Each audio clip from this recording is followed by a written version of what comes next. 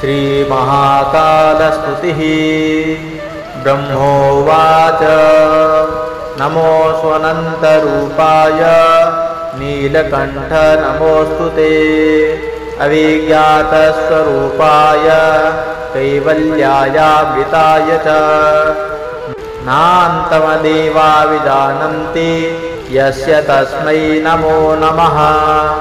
यमनवाचः प्रशंसन्ति नमस्तस्मै चिदात्मने योगिनो यमहृदः कोशे प्रणिधानेन निश्चलाः ज्योतिरूपं प्रपश्यन्ति तस्मै श्रीब्रह्मणे नमः कालात्पराय कालाय स्वेच्छया पुरुषाय च गुणत्रयस्वरूपाय नमः प्रकृतिरूपिणे विष्णवे सत्त्वरूपाय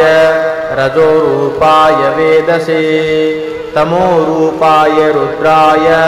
स्थितिसर्गान्तकारिणे नमो नमः स्वरूपाय पञ्चबुद्धीन्द्रियात्मने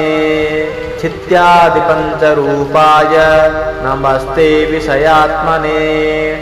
नमो ब्रह्माण्डरूपाय तदनन्तरवर्तिने नमः अर्वाचीन पराचीन विश्वरूपाय ते नमः अचिन्त्यनित्यरूपाय सदसत्पतये नमः नमस्ते भक्तकृपया स्वेच्छाविष्कृतविग्रह